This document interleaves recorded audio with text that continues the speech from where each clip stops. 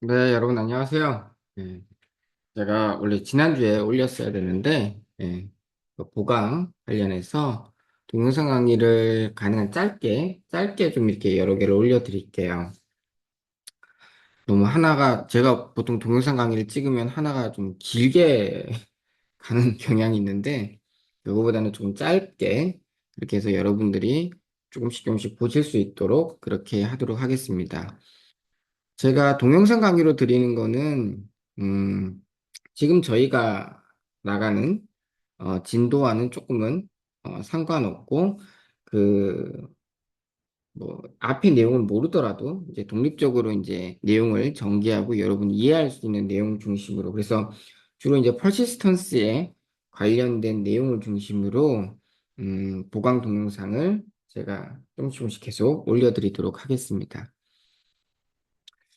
그래서 어떤 걸 할까 좀 고민을 하다가 지금 제가 고른 부분은 이제 저희 교재로 치면 이제 37장입니다.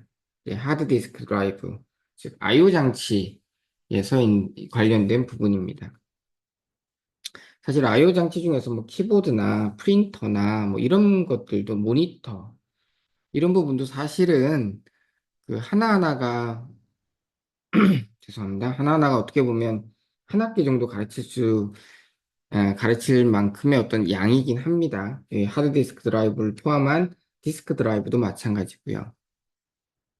근데 뭐 그런 부분까지 사실 뭐 키보드, 모니터 이런 것까지 아실 필요는 없을 것 같고 그런 건 전자과에서 알아서 하면 될 것 같고 다만 이제 I/O 장치 중에서 그 그 스토리지 관련 하드디스크나 또는 여러분이 지금 사용하고 계시는 이제 SSD 같은 거는 오퍼레이팅 시스템과 관련된 부분이 많습니다. 그러니까 오퍼레이팅 시스템 내에 있는 파일 시스템에서 이 스토리지 부분을 관리하기 때문에 이 부분은 저희가 운영체제에서도 좀 다뤄야 될 필요성이 있어서 어, 보통 일반적으로 운영체제 관련한 텍스트에 하드디스크 드라이브가 들어가 있고 좀 최신 업데이트된 것들에서는 SSD도 이제 들어가 있는 교재들이 있긴 합니다. 그래서 SSD도 저희 근데 교재에는 이제 하드디스크 드라이브 HDD만 있고 SSD 내용은 거의 없어서 기회가 되면 제가 SSD도 소개하는 동영상을 올려드릴 여유가 있을진 잘 모르겠어요. 가능하다면 그 부분도 이제 올려드리도록 하겠습니다. 일단 제 계획은 지금 한 보강 동영상당 한 20분, 30분? 그 정도로 생각을 하고 있습니다. 그렇게 짧은 것들을 좀 여러 개 올려드리도록 하겠습니다. 자, 하드디스크 드라이브 하면 여러분도 뭐 기본적으로 근데 최근에는 없어서 잘 모르실 수도 있겠다. 생각해 보니까, 그쵸? 대부분 요즘은 SSD를 많이 쓰시죠? 이게 솔리드, 스테이트, 뭐 드라이브 또는 디스크라고도 얘기를 합니다. 솔리드 스테이트 드라이브라는 표현을 많이 쓰고 이 솔리드 스테이트라는 게 그냥 우리나라 말로 하면 이게 고체 뭐 상태인 거죠. 근데 이제 솔리드 스테이트라는 말은 얘는 실리콘 기반의 어떤 칩의 형태로 구성되어지는 어떤 메모리를 사용하고 있는 겁니다. 거기에 비해서 하드디스크 드라이브는 저희가 뒤에 뭐 제가 조금 교재는 없는 내용을 넣어 드리긴 했지만 이거는 이제 전기와 자기가 서로 상호 유도되는 그 현상을 이용해서 어떤 데이터를 저장을 하는 거. 그래서 보통 걸 하드디스크. 지금도 HDD랑 여러분은 지금 SSD를 거의 많이 사용을 하시죠. 왜냐하면 특히 노트북이나 또는 이제 요즘 태블릿 PC, 아이패드든 태블릿 PC 같은 데서는 SSD를 많이 사용을 하죠. 그리고 여러분이 있는 뭐 SSD는 아니지만 뭐 플래시 메모리, eMMC 같이 플래시 메모리 좀 이따 설명을 드릴게요. 를 사용하는 SSD 같은 경우는 이제 플래시 메모리라고 하는 메모리를 사용을 합니다. 플래시 메모리. 정확히 말하면 낸드 플래시 메모리를 사용을 합니다. 얘도 당연히 칩 형태로 구성되어 있어요. 사실은 SSD랑 하드디스크가 이 스토리지 시장을 거의 양분하고 있습니다, 지금은. 근데 사실 여러분의 입장에서는 SSD 뭐 이런 게 익숙할지 모르겠지만 아직도 전 세계 스토리지 시장의 한 반은 여전히 50%는 하드디스크가 나머지 50%가 이제 SSD가 점유하는 수준입니다. 원래는 거의 하드디스크 시장을 거의 뭐 꽉 쥐고 있었죠.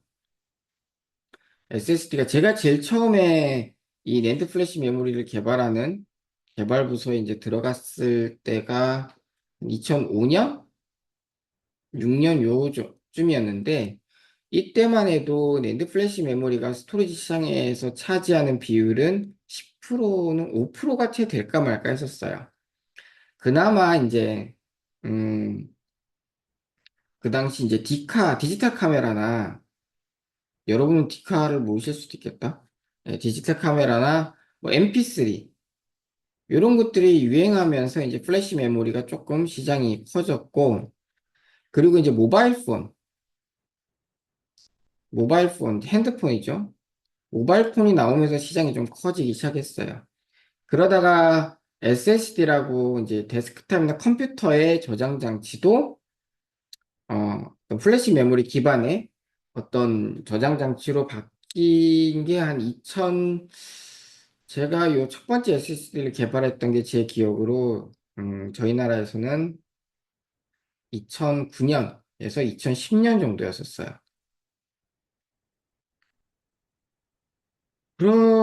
그때만 해도 SSD 시장이 10%에서 20% 전체?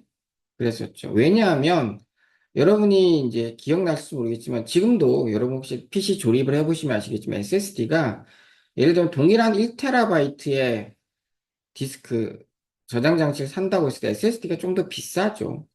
비쌉니다. 그래서 용량, 중요한 게 사실 저장 장치에선 용량 대비 가격이에요. 용량 대비 가격. 그래서 보통 이걸 한 빗을 저장하는 데 들어가는 돈에서 비퍼 코스트, 비퍼 달러라고 보통 얘기를 합니다. 이 비퍼 코스트가 하드디스크가 훨씬 좋았어요. 그러니까 똑같은 1TB를 사기 위해서 뭐 예를 들면 하드디스크가 10만 원이었으면 SSD는 한 20만 원 이렇게 되는 거죠. 초창기에는 20만 원도 더 많았었죠. 그러니까 물론 SSD가 굉장히 다양한 장점이 있습니다. 성능도 훨씬 빠르고 파워 소모도 적고 예. 그런 다양한 이점이 있습니다만 크기도 작게 만들 수 있고 여러 가지 이점이 있지만 일단 가격에 예, 용량을 키우는 부분에서 아직 하드디스크 대비 여전히 이제 그 우세를 못 가졌죠.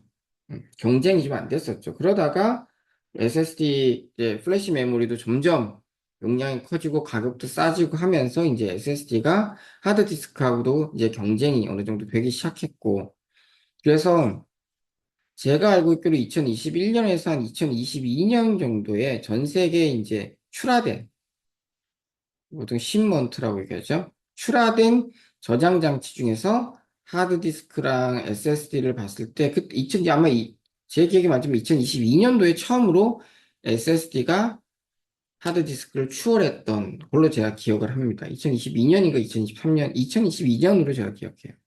처음 SSD가 조금 더 많이 팔렸었습니다. 하지만 이제 러프하게 보자면 여전히 한 50대 50으로 되어 있고, 하지만 점점 이제 제가 볼 때는 파워적인 측면도 그렇고, 모든 부분에서 이제 하드디스크에 대비해서 성능이나 파워나 이런 모든 면에서 앞서고 있기 때문에 내구성도 앞서고 있고요. 그래서 SSD가 더 하드디스크를 추월해서 이후에는 계속적으로 더 많이 사용이 되고, 어, 스토리지 시장의 메인이 될 거라고 예상을 합니다. 하지만 일단 뭐 기본적으로 하드디스크를 아시게 되면 SSD에 갖고 있는 실제 내부의 동작이라든가 어떤 뭐 물리적인 특성이라든가 이런 것들을 사실 여러분이 디테일하게 지금 아실 필요는 없습니다. 근데 하드디스크를 이해하시고 하드디스크를 관리하는 파일 시스템을 이해하면 SSD는 사실은 내부를 그 안에 내부를 모른다 하더라도 하드디스크와 동일하게 파일 시스템에서 관리가 가능합니다. 일부러 그렇게 만들었어요. 그러니까 즉 기존의 하드디스크 드라이브를 쓰고 있었던 사람이 그냥 디바이스 장치만 하드디스크에서 SSD로 바꿔 끼면 그냥 아무 문제 없이 사용할 수 있도록 SSD를 만들었습니다. 네, 왜냐하면 그렇게 이제 만들어야지만 실제 사람들이 잘 쓸 수 있으니까. 그래서 SSD에는 내부에 펌웨어라는 게 있어요. 펌웨어로 FTL이라는 게 있습니다. FTL이란 펌웨어가 SSD 내부에 있습니다. 컨트롤러 안에. 그래서 이 FTL이 뭐냐 하면 플래시, 트랜지션, 레이어예요. 이 의미가 뭐냐면 SSD라고 하는 거는 데이터를 플래시 메모리에 저장을 하는데 이 플래시 메모리의 특성은 기존의 하드디스크와는 완전히 상이해요. 그렇지만 이 다른 특성이기 때문에 우리가 이 SSD를 사용할 때 오퍼레이팅 시스템도 바꿔야 되고 또는 다른 어플리케이션도 바꿔야 되고 이런 문제가 생기면 SSD의 시장이 커지기 어렵으니까 어떻게 했냐?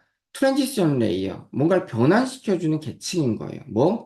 SSD를 마치 하드디스크 드라이브와 동일하게 보이게끔 만들어주는 소프트웨어예요. 그러니까 펌웨어, 미들웨어라고 표현할 수 있겠죠.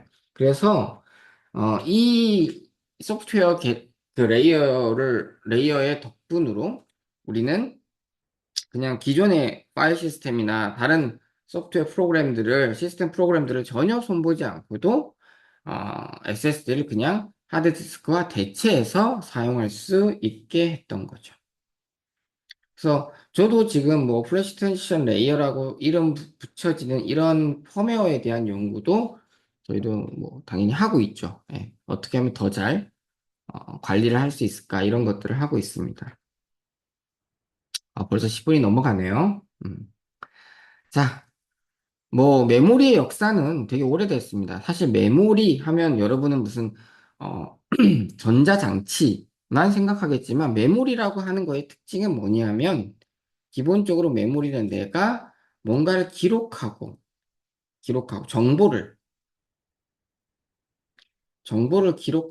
기록하고 굉장히 긴 시간이 흐른 이후에 일정 시간 이후에 이것을 복원할 수 있을 때 어떻게 에러 없이 복원할 수 있으면 그 모든 것들이 메모리로서 동작할 수 있는 겁니다. 그래서 가장 대표적인 게 종이죠, 책이죠, 책.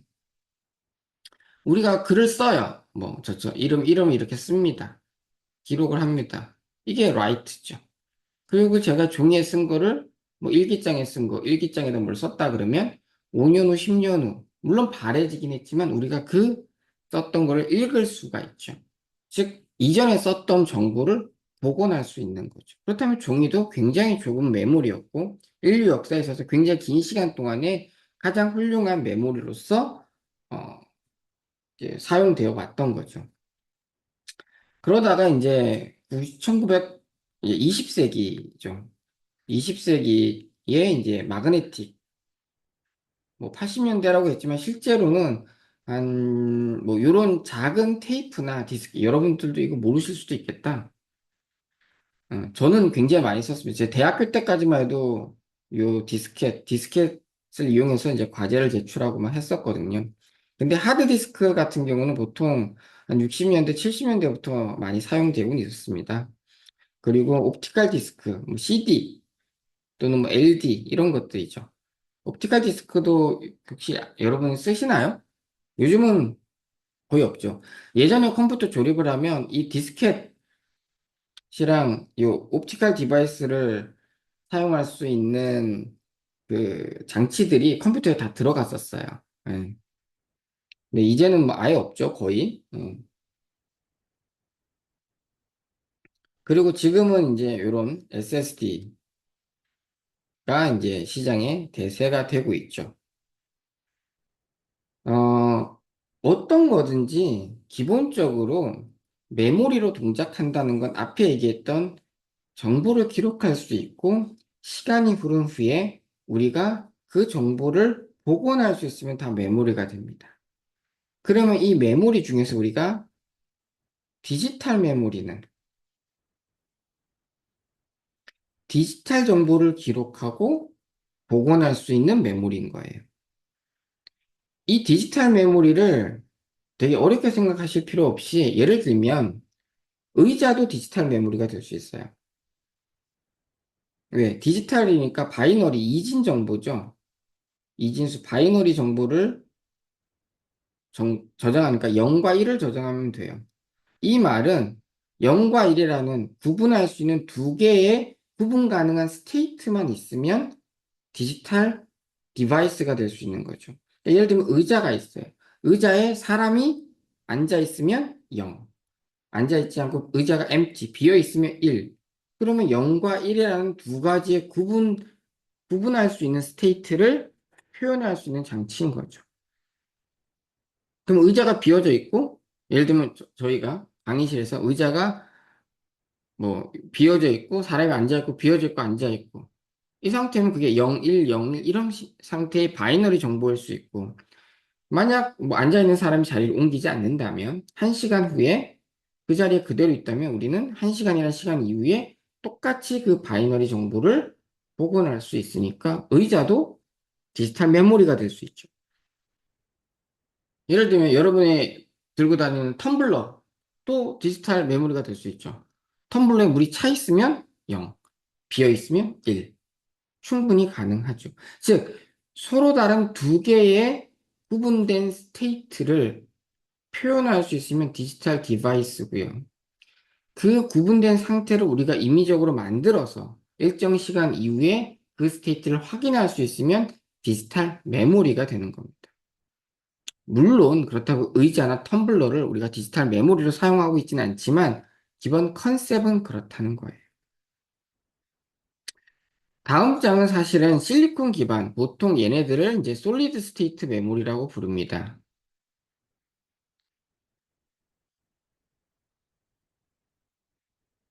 그러니까 하드디스크와는 좀 다른 거예요. 솔리드 스테이트 메모리를 한번 제가 좀 저희 교재에는 없지만 좀 정리를 했어요.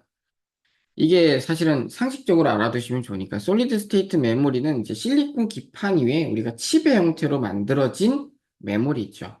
그러니까 디지털 메모리고 일렉트리컬 메모리인 거예요. 당연히 얘네는 디지털 메모리고요.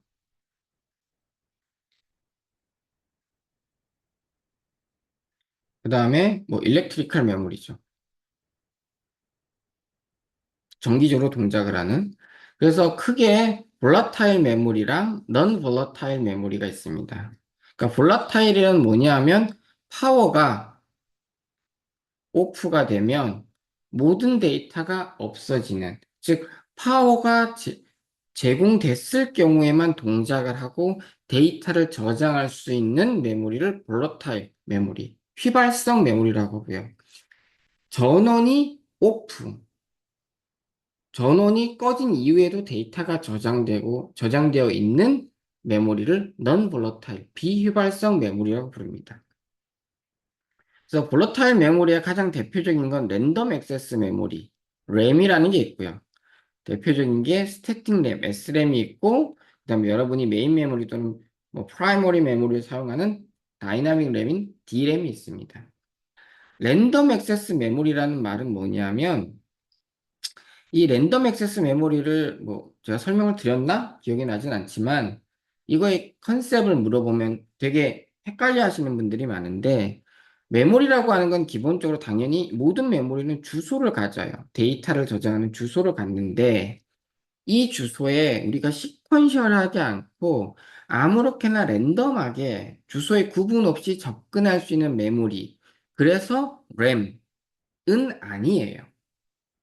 그렇게 알고 계시는 분들도 가끔 있으신데 그건 아니고 랜덤 액세스 메모리는 뭐냐 하면 우리가 주소를 0번지를 찾아가든 100번지를 찾아가든 뭐 만번지를 찾아가든 어느 주소에 접근하더라도 동일한 액세스 타임을 보장하는 거죠. 액세스 타임에 차이가 없다는 거예요. 액세스 타임이 일정한 거죠. 그걸 랜덤 액세스 메모리라고 부릅니다. 그러면 주소에 따라서 액세스 타임이 다른 것도 있나요? 네, 있습니다. 그게 하드디스크예요. 하드디스크가 가장 대표적으로 우리가 읽고자 하는 위치에 따라서 액세스 타임, 즉 데이터를 읽는 시간이 바뀌는 차이가 나는 메모리 장치가 하드디스크고요. 랜덤 액세스 메모리는 차이가 없는 걸 말하는 겁니다. 그러면 램 중에서는 스태틱 램이 있고 다이나믹 램, D램이 있어요. 이거는 뭐냐면 위에 있는 것처럼 리프레시를 하느냐, 노 리프레시를 하느냐예요.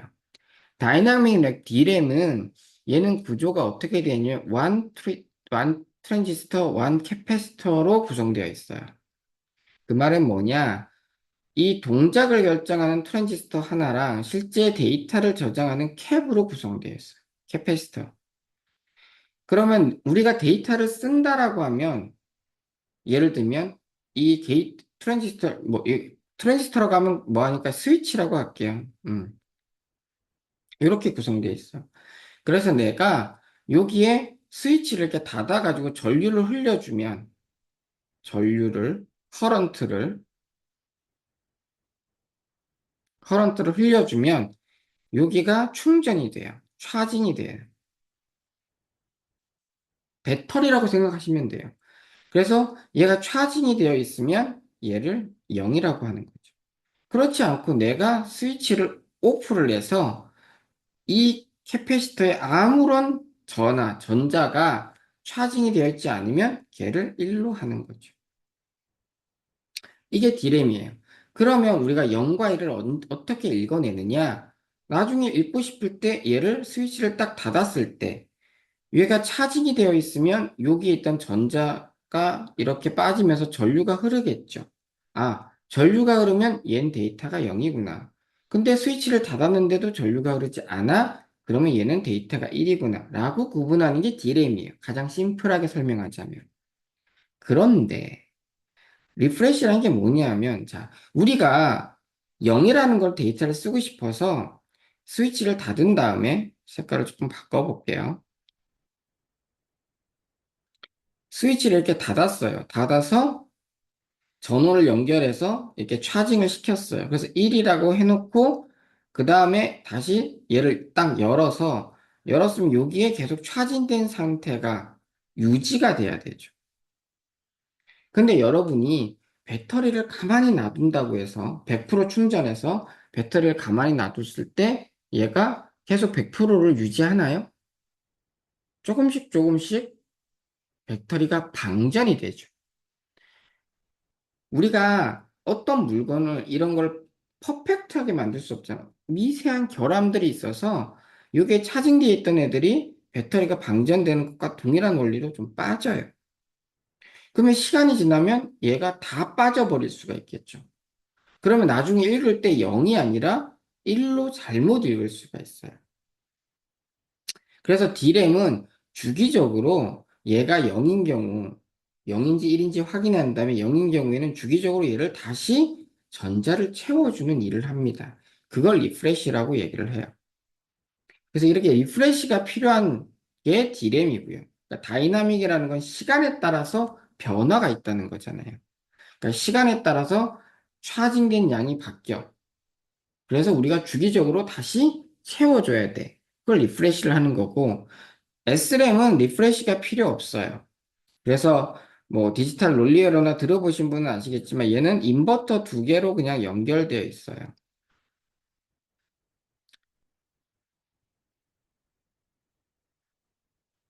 인버터 두 개로 연결되어 있어서 얘가 0이면 이쪽이 1이죠. 그러니까 당연히 얘도 1이고 0. 이렇게 피드백으로 그냥 저 데이터를 저장했으면 데이터가 저장이 되면 얘는 리프레시 없이 계속 저장된 데이터가 유지가 되는 겁니다. 그걸 스태틱 램이라고 부릅니다. 보통 이 인버터 같은 경우가 트랜지스터가 미니멈 두 개 필요하죠. 또는 뭐, 미니멈 두 개. 또는 뭐, 기본 네 개 정도가 필요하죠. 예. 그래서 뭐 이거를 전체 이 SRAM을 뭐 4개의 트랜지스터로 만들 수도 있고 보통 가장 일반적인 6T로 만들고 또는 뭐 10개의 트랜지스터로 만들고 하는 게 있어요. 그래서 스탠리 램은 리프레시가 필요 없으니까 좋긴 하지만 D램은 트랜지스터 하나랑 캡 하나이기 때문에 구조가 심플해요. 얘는 구조가 좀 복잡하죠. 따라서 얘는 작게 만들기, 즉 고용량을 만들기가 어려워요. 그래서 SRAM을 메인 메모리로 쓰진 않아요. 그래서 D램을, 상대적으로 구조가 심플한 D램을 사용을 합니다. 메인 메모리로. 리프레시가 필요하지만. 그 외에 뭐 PCM, M램, R램, 이게 이제 최신의 이머징 메모리들인데, 램 계열에 무조건 두 개의 스테이트를 만드는 거니까 뭐 개념은 똑같아요. 얘는 이제 상이 바뀌어요.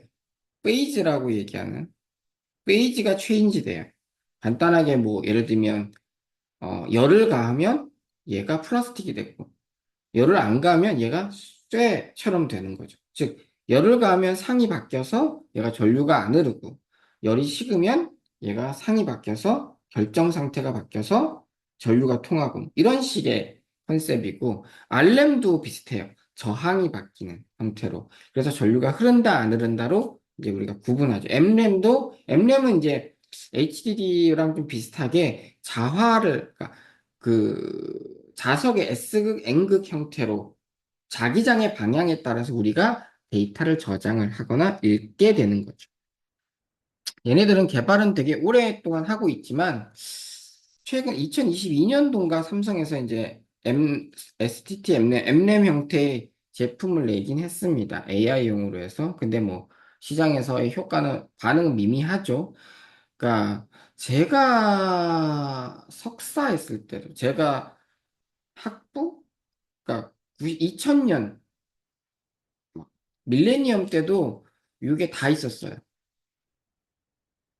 요 관련된 논문들을 읽었던 기억이 나거든요. 근데 아직까지도 크게 진척이 많이 보이진 않습니다. 하지만 언젠가는 이쪽으로 가진 않을까라고 생각을 합니다. D램도 거의 이제 한계에 와 있어서. 그러면 볼라타일 계열의 램이 아니라 넌 볼라타일 계열을 보면 얘는 이제 리드 온리 메모리라 해서 롬 타입이라고 불러요. 지금은 사실 이렇게 롬이라고 부르는 게 지금은 요 어떻게 보면 이 계층 구조가 안 맞을 수 있는데 초창기는 이제 리드 온리 메모리, 그러니까 읽기만 할 수 있었던 거예요. 가장 대표적인 게 여기는 마스크롬이에요. 뭐냐면 여러분 게임할 때 쓰는 팩 있죠. 팩 꽂아서 쓰시면 예를 들면 그 팩이라고 하는 건 공장에서 찍어서 나와요. 그러면 우리가 그 내용을 바꾸거나 할 수가 없이 그냥 그 소프트웨어가 찍혀서 나오기 때문에 그냥 그걸 계속 읽을 수만 있는 거죠. 게임 CD 같은 게 딱 그거라고 보시면 돼요. 게임 CD가 어떻게 보면 마스크롬의 형태예요. 그러지 않고 내가 중간에 뭔가 우리가 원하는 데이터를 쓸 수 있는 걸 보통 P롬이라고 불러요. 프로그래머블 롬. 얘는 다시 쓸 수가 없어요. 근데 이제 P롬 중에서 이제 우리가 지우고 쓰고 지우고 쓰고 이게 가능한 게 얘를 보통 E 스퀘어 P롬이라고 부릅니다. 그래서 일렉트리칼리 정기적으로 지울 수 있고 쓸 수 있는 롬이라는 거죠. 얘는 뭐냐? 그냥 이 P롬은 쓸 수는 있는데 이레이즈는 일렉트리칼리 안 돼요. 지울 수 있는데 어떻게 지우냐? 이때 여러분은 상상도 하기 힘드시겠지만 저는 이 제품, 이 피롬도 한번 개발해 본 적이 있거든요. 지울 때 어떻게 지우냐? 그냥 뚜껑을 열어서요. 햇빛에 놔두면 됩니다. 그냥 가장 심플하게. 그러니까 자외선을 맞으면 얘가 지워져요. UV 이레이즈가 됩니다. 데이터가 싹 없어지고. 그럼 다시 캡 닫아서 컴퓨터에 꽂아가지고 필요한 데이터를 라이팅을 할 수 있어요. 이게 EP롬이고요. 근데 이제 그거보다는 정기적으로 우리가 지우거나 쓸 수 있는 이스퀘어 필름이 있고 아직도 이스퀘어 필름들은 뭐 방위산업체나 또는 뭐 우주선 이런 에어로스페이스나 이런 쪽에는 이스케어 프롬들을 많이 써요. 그리고 이스케어 프롬 중에 하나가 이제 낸드 또한 노아 타입의 플래시 메모리입니다. 원래 이스케어 필름도 많이 사용이 됐는데 문제는 이 이레이즈 지우는 시간이 굉장히 오래 걸렸어요. 얘네들은 데이터를 지우는 데 너무 시간이 오래 걸리는데 얘네가 뭐냐? 얘는 또 이스케어 필름인데 플래시라는 이름은 이제 이분 성함을 제가 까먹었는데 일본에 있는 엔지니어예요. 도시바라는 회사의 엔지니어인데 이분이 이제 플래시 메모리를 처음 개발했는데 이스케어 필름 중에서 지우는 속도, 그 데이터를 지우는 속도를 굉장히 빠르게 한 이스케어 필름인 거죠. 그래서 눈 깜짝할 사이에 데이터를 지운다라고 해서 플래시, 번쩍이면 데이터가 없어져요. 그래서 플래시라는 이름을 지으셨대요. 제가 이분한테 직접 물어본 거니까 맞습니다. 그건.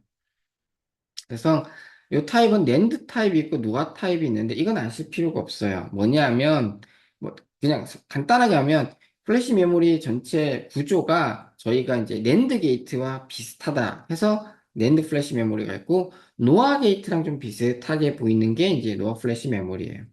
네, 제가 이게 2000년에서 한 2006년까지는 노아 플래시 메모리가 플래시 메모리의 메인이었었어요. 어디에 쓰였냐면 휴지폰에 대부분 노아 플래시 메모리가 많이 들어갔어요.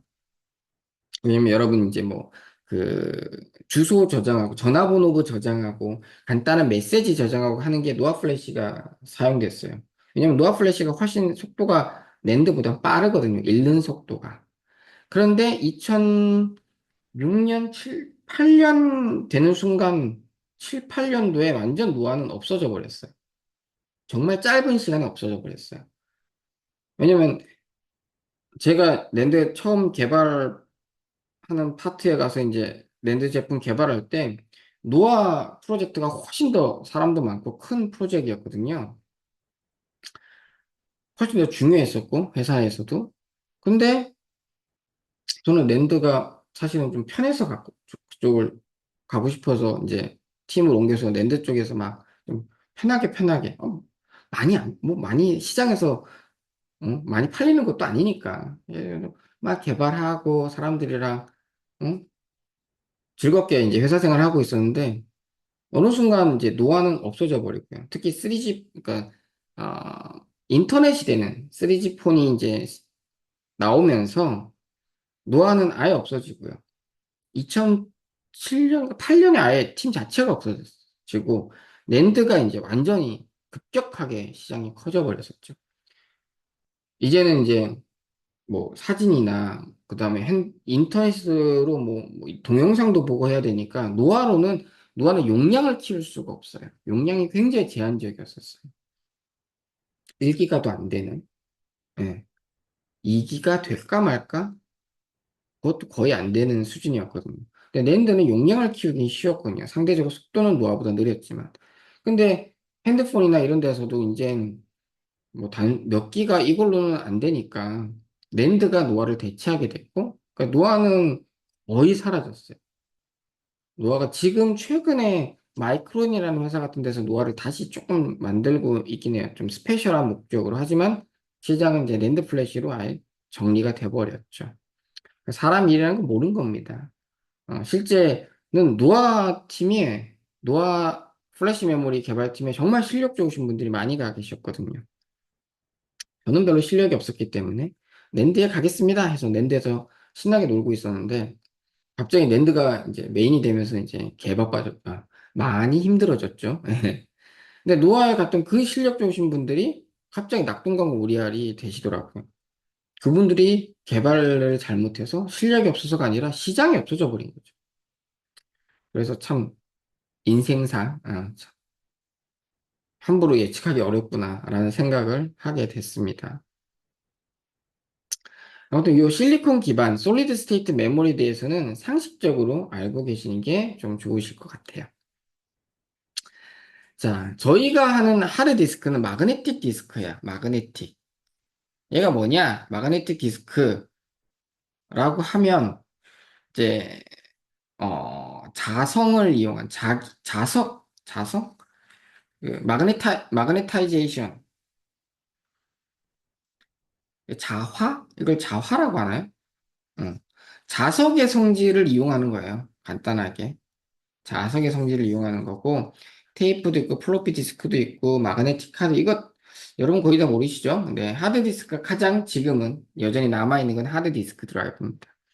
이 자석의 성질을 이용한 모든 디바이스의 기본 원리는 이 두 가지입니다. 여러분 고등학교 때 배우셨던 전자기 유도 현상. 아이고, 어? 왜 이러지?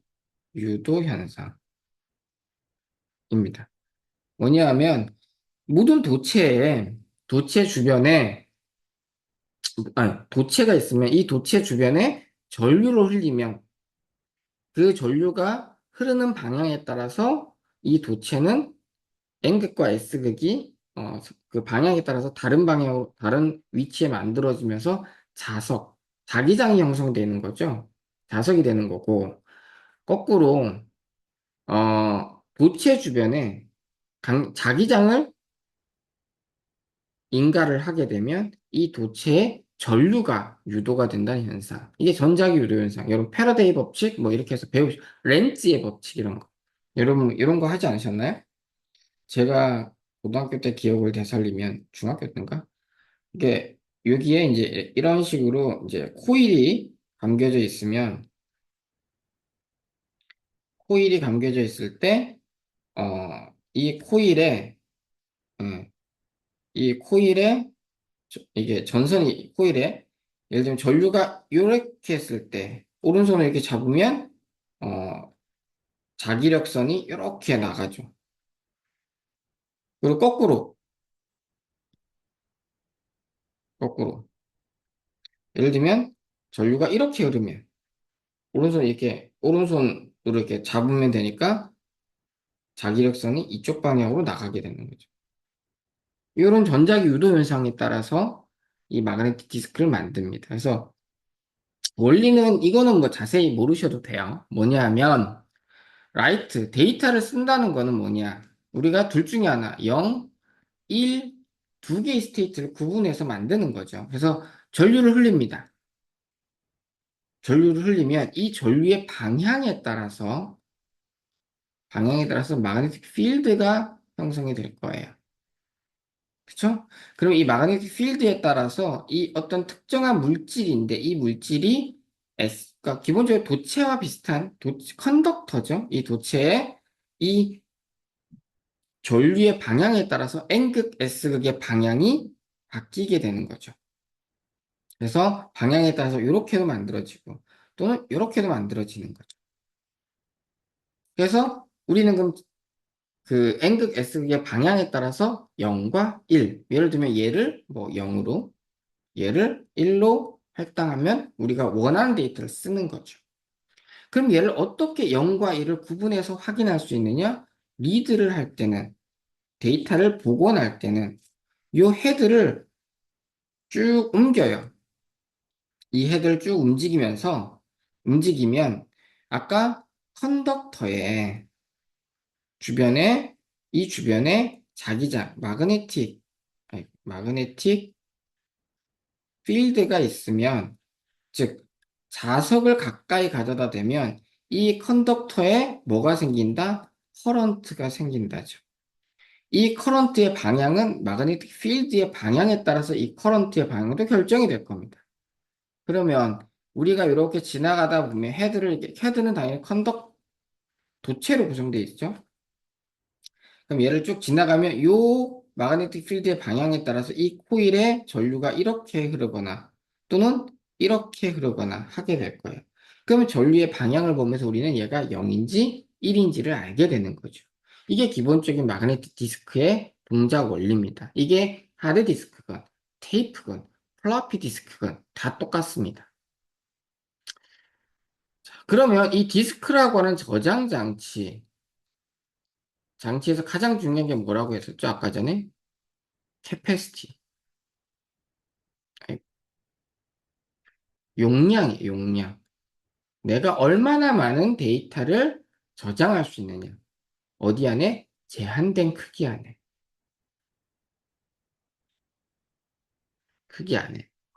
그러면 지금 예를 들면 요 예에서 보면 데이터를 저장하는 컴포넌트가 요거 하나가 이제 예를 들면 0을 저장하고 얘가 0, 얘가 1, 0, 0, 1, 0, 1 이렇게 저장한 거잖아요.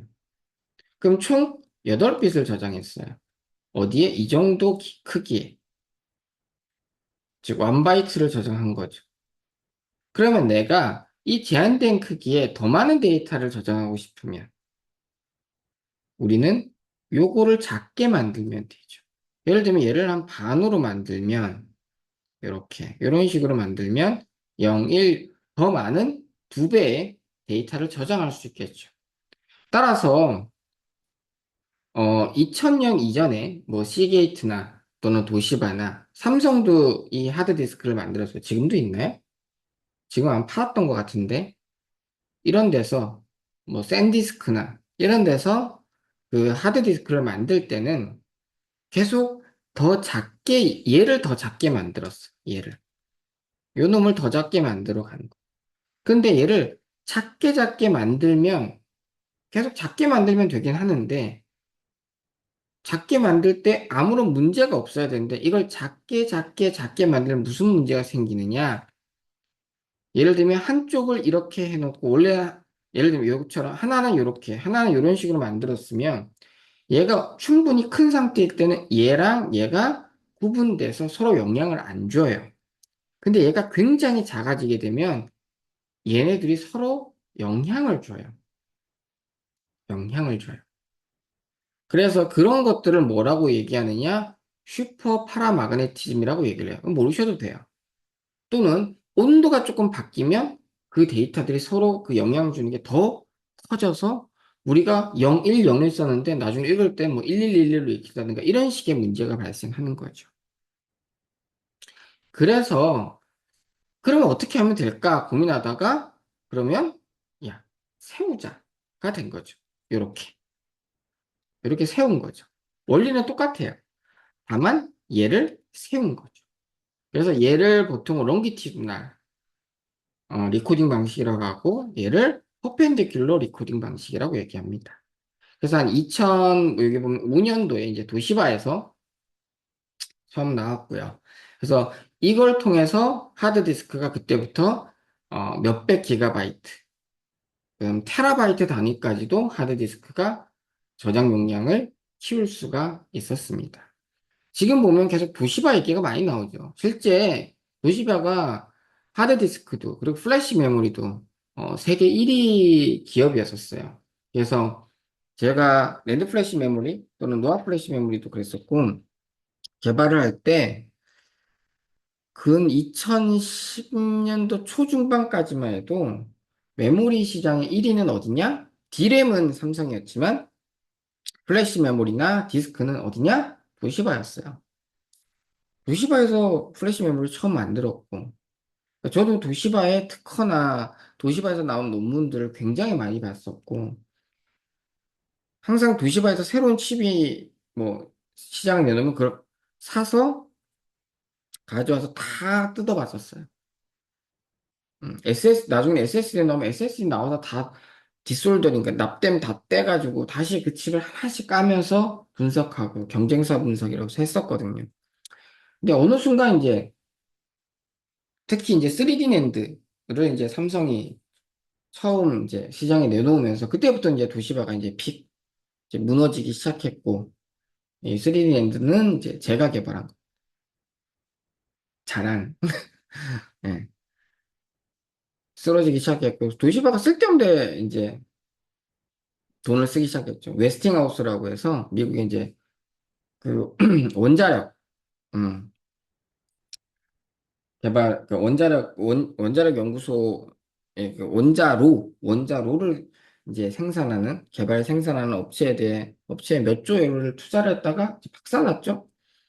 그러면서 도시바가 휘청휘청 해가지고 도시바 온갖 걸 팔았고 도시바의 메모리 사업부도 지금은 팔렸죠. 도시바의 지분이 있지만 하이닉스 지분도 있고 마이크론 지분도 있고 사모펀드 지분도 있고 해가지고 지금은 도시바가 물론 여전히 어느 정도 일정 포션을 갖고 있으나 예전에 그 세계 1위 기업으로서의 명성은 정말 10년 사이에 확 없어지긴 했습니다. 네. 근데 아직도 도시바 쪽에 이제 엔지니어들 저도 예전에 계시던 분들이랑 가끔 이제 연락을 하거나 학회나 이런 데서 만나면 여전히 도시바가 갖고 있는 엔지니어링적인 역량, 설계 역량 이런 건 뛰어난데 한 번 그 타이밍을 놓치고 나서는 영 맥을 못 추는 것 같습니다. 디스크 시장도 지금은 뭐 시게이트가 거의 꽉 쥐고 아니면 샌디스크 뭐 이쪽이니까 도시바는 거의 뭐 시장에서는 속된 말로 쩌리가 된 그런 느낌이에요. 참 대단한 회사였는데 뭐 그런 일본 기업들이 뭐 한두 개가 아니니까. 예. 그래서 저희가 배울 하드디스크는 이런 식으로 구성되어 있습니다. 그래서 보통은 이런 플래터라고 하는 판이 있고요. 그 다음에 이게 스프링글 축이에요. 그래서 이 축을 기준으로 이 판이 이렇게 회전을 하게 됩니다. 회전. 로테이션을 해요. 그리고 요 암이라고 하는 부분이 있고요. 끝에 헤드가 있습니다. 그리고 요 스핀들은 뭐에 연결되어 있냐면 당연히 모터에 연결되어 있어요. 그래서 하드디스크는 기계, 전자장비기도 하지만 기계 장비기도 합니다. 그래서 여러분 지금은 SSD를 쓰시니까 그렇지 않겠지만, 하드디스크가 있는 컴퓨터를 딱 키면 처음에 부팅을 하면서 전원을 딱 키고 부팅을 하면, 이런 소리가 들리거든요. 그게 뭐냐? 하드디스크가 도는 소리예요. 이 모터가 도는 소리예요. 왜냐면 처음에 부팅할 때 제일 먼저 해야 되는 게 디스크에 있는 OS, 오퍼레이팅 시스템을 맵 메모리로 올려야 되는 거죠. 그걸 부트스트랩이라고 하고 부팅 과정이라고. 그거는 이제 따로 롬에 저장되어 있어요. CPU 안에 있는 롬에 저장되어 있고, 그래서 어, 디스크에 OS가 저장된 쪽으로 가서 거기서 이제 데이터를 갖고 오려면 이제 돌면서 모터가 돌면서 데이터를 갖고 와야 되니까 그 소리가 들리는 겁니다. 그래서 예전에는 이 비유를 들면 거의 학생분들이 몰랐는데 하드디스크는 요즘 여러분들 레트로 감성 있다. LP랑 똑같습니다. 모든 원리가 똑같습니다. 이 LP판이 아까 있는 딱 그 플래터라고 하는 한 판이에요.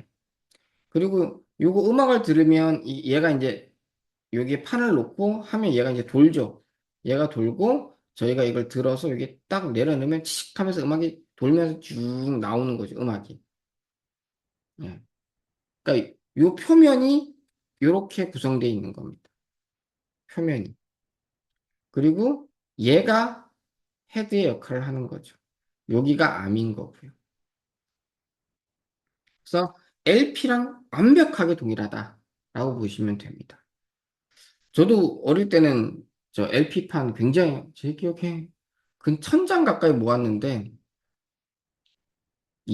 뭐 결혼하고 이사하고 하면서 계속 없어지고 그래서 지금은 몇 장 남아있지도 않아요. 근데 있어도 LP 플레이어가 없어서 듣지는 못하고 그냥 보고만 있고 한데 이 LP랑 아무튼 완벽하게 동일합니다. 모든 동작이. 그래서 요걸 보면 기본적으로 요 하나의 플래터 서페이스라고 하고 하나의 플래터가 있고 이 플래터가 여러 개, 이 표면에 여러 개의 트랙으로 나눠져 있고요. 하나하나의 트랙이 섹터로 구분이 되어 있습니다. 섹터로. 이렇게 구분이 돼서 요 헤드가 이렇게 되고 있으면 헤드를 여기에 이렇게 대면 얘가 이렇게 돌면서 이 데이터들을 쭉 읽는 거죠. 쭉 다 읽고 나면 뭐 예를 들면 안쪽으로 가든 또는 안쪽에서 바깥쪽으로 가든 그런 식으로 계속 움직이면서 데이터를 읽어내는 겁니다. 이게 하드디스크 드라이브라고 보시면 돼요. 원래는 조금 더 설명을 하려고 했는데 역시나 시간이 또 50분 가까이 됐으니까 이 하드디스크 드라이브 이제 요 구조 이제 기본적인 동작 이해했으니까 관련된 용량과 왜 하드디스크가 그러면 우리가 읽는 위치에 따라서 속도가 달라질 수밖에 없는지를 그 다음에 이어서 다음 동영상에서 설명을 드리도록 하겠습니다.